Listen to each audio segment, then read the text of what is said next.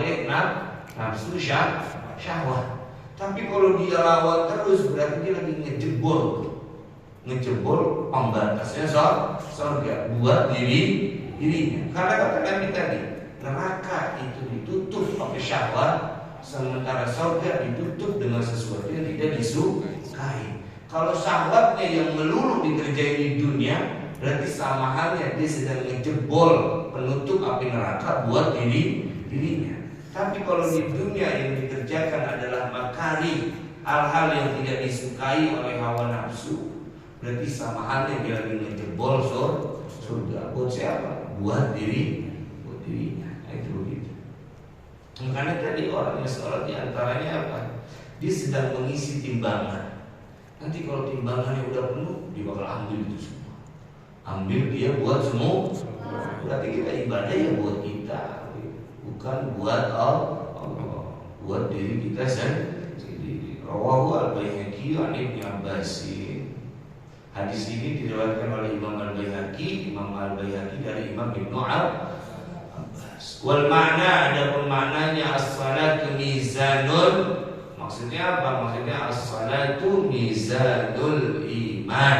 Bahwa salat itu adalah timbangan iman. Faman awfa biha bi'ifdi wajibatiha wa mandubatiha istawfa ma wa'adallahu bih minal fawzi bidaris thawabi wan najati min alimil iqabi.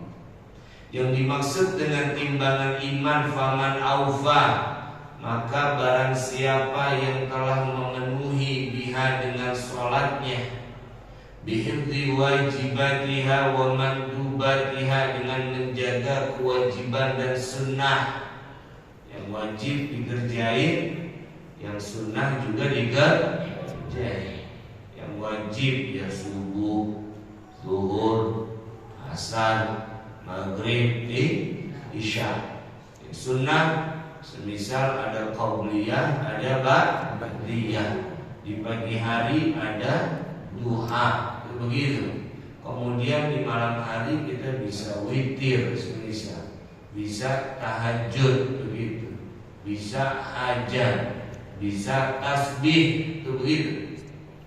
Maka kalau kita kerjakan itu semua, kita penuhi sholat ini dengan mengerjakan yang wajib dan yang sunnah, istaufa ma wa'adallahu bih, orang itu akan mengambil penuh sesuai dengan janjinya Allah Subhanahu wa ta'ala. Apa janjinya Allah?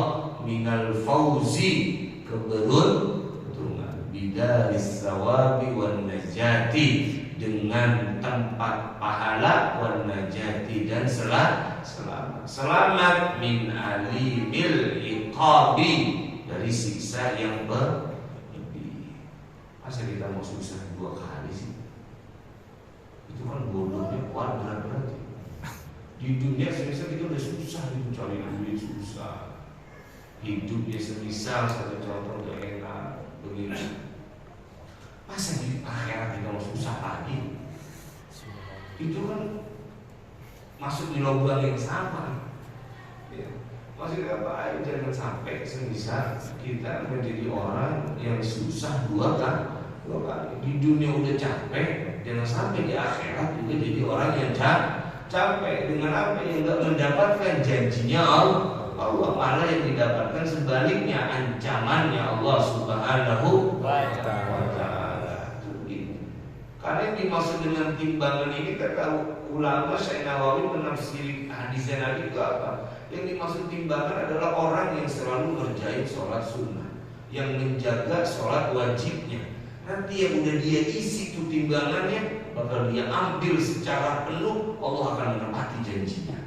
Apa janjinya tadi? Minal fauzi bidaris sawabi wan najati, dapat keselamatan dan juga dapat pahala. Selamatnya dari apa? Min alimil iqabi, dari siksa yang itu begitu. Para nabi itu takut mati dalam keadaan di luar muslim, masa mau berani kita? Masa kita mau berani? Seperti doanya Nabi Yusuf bin Yakub kepada Allah ada dalam Al-Quran.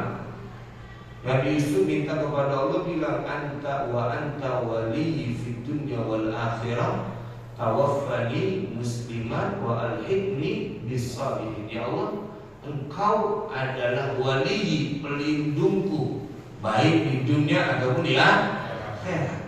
Yang diminta sama Nabi Yusuf, tawaffani musliman, matiin saya dalam keadaan Islam. Begitu, matiin saya dalam keadaan Islam. Para nabi aja minta sama Allah, ada ketakutan dalam dirinya. Itu nabi yang sudah memberikan teladannya kepada para umatnya. Kenapa sih kita umat lebih berani daripada para nabi? Begitu maksudnya. Enggak pernah ada rasa takut untuk meninggal atau mati dalam keadaan tidak membawa iman atau tidak membawa Islam. Itu begitu. Para nabi aja takut. Kemudian faman aqamaha ay as-salata, barang siapa yang melaksanakan salat, faqad aqamad din, maka sungguh dia telah menegakkan agama. Wa man tarakaha, barang siapa yang meninggalkan agama, barang siapa yang meninggalkan salat, faqad hadamad din, maka sungguh dia telah meruntuhkan agama. Agama kalau mau runtuh, sepiin aja musola, sepiin aja masjid, tinggalin aja sholat, hancur kan agama. Ini agama hancur. Jadi orang semisal di zaman sekarang buat fitnah tentang Islam. Islam dikatakan semisal pemahaman teroris dan lain-lain. Itu bakal hancur Islam gitu. Hancurnya Islam kata Nabi, orang ini dalam ada sholat, hancur deh.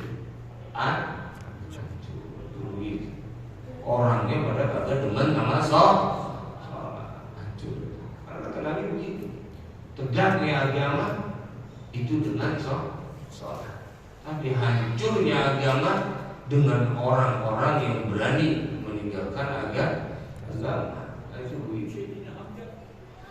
Ruwiya annahu sallallahu alaihi wasallam, telah diriwayatkan bahwa sesungguhnya Nabi Muhammad sallallahu alaihi wasallam qala, beliau telah bersabda, khamsu shalawatin, kata Nabi ada 5 salat, yakni dari subuh sampai isya itu, man hafadha alaihinna, barang siapa yang menjaga atas salat yang 5 waktu, kanat lahu nuran wa burhanan wa najatan yaumil qiyamah, maka salat itu akan menjadi miliknya sebagai nuran, sebagai cahaya, wa burhanan, dan sebagai argumentasi. Paham argumentasi? Apa argumentasi bahasa? Orang yang akan membela kita, berargumen begitu. Kalau orang ada berdebat ketika mengeluarkan pendapat, itu namanya kan argumentasi. Kemudian wa najatan, dan penyelamat kapan? Yaumul qiyamah, pada hari kiamat. Kita hari kiamat pada saat manusia udah gak punya apa-apa, begitu, bangun dari kubur dalam keadaan telanjang, begitu, dalam keadaan kelaparan, kehausan, tidak punya apa-apa, maka yang akan menyelamatkan kita adalah sholat. Sholat itu akan menjadi nur buat kita. Sholat itu akan membantu kita dalam berargumentasi nanti. Sholat itu akan menjadi najatan, penyelamat kita kelak itu semua yaumul qiyamah, pada hari kiamat. Sebaliknya, wa man lam yuhafid alaihinna, orang yang tidak menjaga sholat yang 5 waktu, lam takun lahu nuran wala burhanan wala najatan, orang itu nggak punya cahaya, orang itu nggak punya argumentasi yang akan membela dirinya, wala najatan, dan juga tidak punya penyelamat. Bukan yaumul qiyamah ma Fir'aun wa Qarun wa Haman wa Ubay bin Khalaf, rawahu Ibnu Nasr. Ntar itu orang hari kiamat bareng sama Fir'aun, bareng sama Qarun, bareng sama Haman wa Ubay bin Khalaf, dan bareng sama Ubay bin. Tuh dia manusia yang kagak menjaga sholat. Kemarin kita juga udah bahas tuh ya, cerita yang kemarin tuh, bahwa orang yang berani ninggalin sholat tidak akan pernah selamat ketika dia disidang di hadapan Allah Subhanahu wa Ta'ala. Mau alasan apaan aja, mau alasan apaan aja. Kalau seandainya dia mengaku kaya, kenapa kamu tidak sholat? Lima tarokan ibadah begitu. Kenapa kamu nggak sholat? Jawabannya semisal karena kebanyakan duit begitu. Gara-gara banyak duit, ogah amal sholat. Akan dibandingkan oleh Allah kepada Nabi Sulaiman alaihis. Emang duit kamu udah lebih banyak dari Nabi Sulaiman. Begituin.